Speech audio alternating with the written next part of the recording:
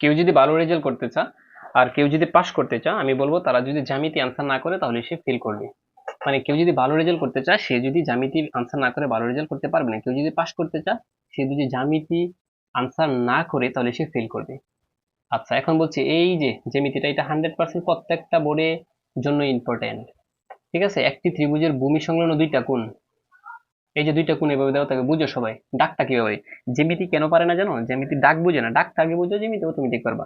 X কোণ সমান 60 degree, Y কোণ সমান 45 ডিগ্রি, এবং পরিসীমা পি সমান কত, 10 সেন্টিমিটার। উদ্দীপকে কয়টা তত্ত্ব আছে? আমি স্টুডেন্টদেরকে এভাবে বলি যে এখানে একটা তত্ত্ব, দুইটা তত্ত্ব, আর এখানে আরেকটা তত্ত্ব। কয়টা তত্ত্ব আছে? তিনটা তত্ত্ব আছে। উদ্দীপকে তিনটা জিনিস আছে।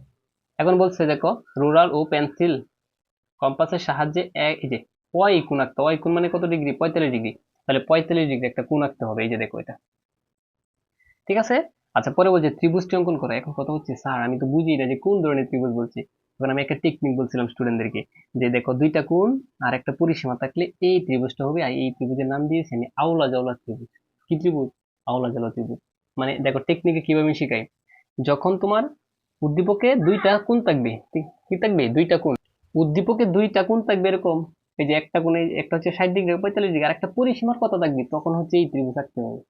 কথা বুঝছো? তার মানে দুই নঙ্গে যদি তোমাকে মানে নিজেরে নিজে যদি প্রশ্ন করি যে আমি কোন ত্রিভুজ আঁকবো, যে পাবেল স্যার বলছেন দুইটা কোণ, এই যে এরকম দুইটা কোণ আর একটা পরিসীমা থাকলে এরকম আওলা জলে ত্রিভুজ লিখতে হবে। এখন অনেকে পারে না স্যার, এটা কিভাবে লিখবো? আচ্ছা আমি বুঝাচ্ছি। এরপরে দেখো কি বলছে, ত্রিভুজটির পরিসীমার সমান পরিসীমা বিশিষ্ট একটি বর্গ আঁকো। ত্রিভুজটি কোন ত্রিভুজটির? এই যে দেখো, এই যে এখান থেকে এ বি সি, এইটা হচ্ছে ত্রিভুজ। এই ত্রিভুজটার অনুসারে একটা বর্গ লিখতে হবে। প্রিয় শিক্ষার্থী বন্ধু, আমি এখন প্র্যাকটিক্যালি তোমাদেরকে দেখাই যে তোমরা পরীক্ষার হলে কিভাবে আনসারটা করবা। ঠিক আছে, এখানে কি বলছে আমি হাতেই তোমাদেরকে এঁকে আমি দেখাবো, আর তোমরা তো এটা জ্যামিতি আঁকতে হবে। 45 ডিগ্রি কখন কিভাবে লিখবা? যদি তোমাকে বলে যে এই যে ওয়াই কোণ মানে 45 ডিগ্রি, কিভাবে লিখবা? শুরুতে একটা, এই যে দেখো, শুরুতে স্কেল দ্বারা একটা টান দিবা ভাবে, সুন্দর করে স্কেল দ্বারা একটা টান দিবা। কথা বুঝছো নি সবাই? দেওয়ার পরে এভাবে একটা তীর চিহ্ন দেবা। দেওয়ার পর যেটা করবা, এখানে একটা লম্ব আঁকবা। এই যে লম্বটা হচ্ছে এভাবে এভাবে এভাবে একটা লম্ব থাকবে। হুম। এরপরে এখানে বসে আবার এনে কাটবা, এনে বসে আবার এনে কাটবা, এনে বসে আবার উপরে কাটবা, এখানে বসে আবার উপরে কাটবা। বাস, তারপর তুমি যোগ করে দিবা এভাবে।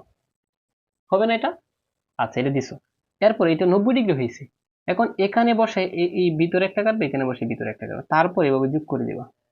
এই যে অর্ধেকটা বন্ধ হয়ে গেছে, এটা হচ্ছে 45, এখানে কত? 45। পাঁচ কাজ শেষ।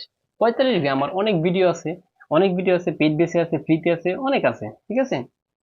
আচ্ছা, এখন কথা হচ্ছে স্যার আমাদেরকে এটা বুঝিয়ে দেন। আমি অনেকবার বুঝিয়ে দিয়েছি অলরেডি, পেইড বেসে অনেকবার বুঝিয়েছি। যারা ভিডিও দেখছো, যারা পেইড বেসে ভর্তি আছো তারা দেখছে। এইটা দেখো কি করবা, এইটা কিভাবে আঁকতে হয় আমি একটু টেকনিকটা শিখিয়ে দিই।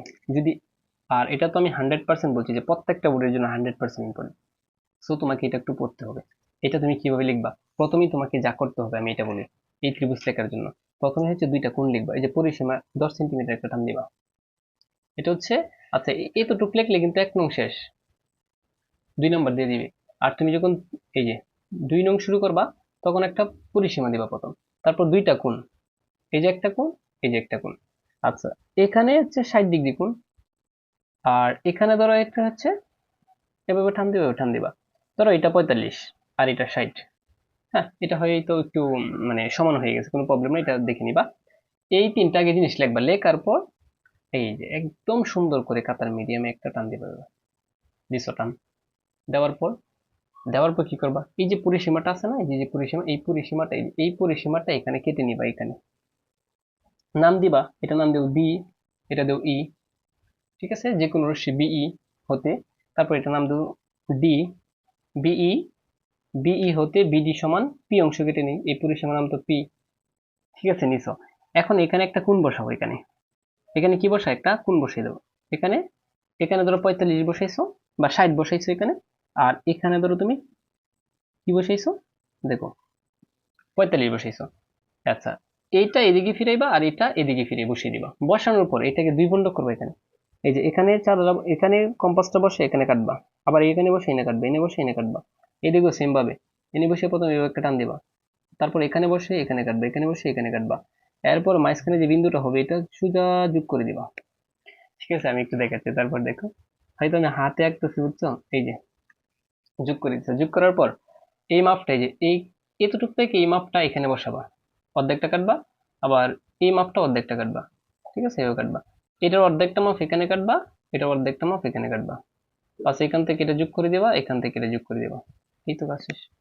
এইটাই ছিল তোমাদের কি আওলা জলা ত্রিভুজ। এটা আমি তোমাদেরকে বলছি যে প্রত্যেকটা 100% দেখে নি, মানে দেখে নাও, 100% দেখে নাও। যারা ফ্রিতে ভিডিওটা দেখতেছো, আমার পেড বেসে এটা আমি প্রায় সুন্দর করে বুঝিয়েছি সম্পাদ্য ব্যাখ্যা সহ। যারা মানে শেষ মুহূর্তে যদি দেখতে চাও আর কি, আমাদের কোর্সে চাইলে এনরোল হতে পারো। আর যারা মানে ফ্রিতে পেড বেসে আসো যারা দেখতেছো, আমি বলি তোমাদেরকে, তোমরা এটা একটু ভালো করে ব্যাখ্যা সহ পড়ে যাও, এটা আসবেই আসবে তোমাদের।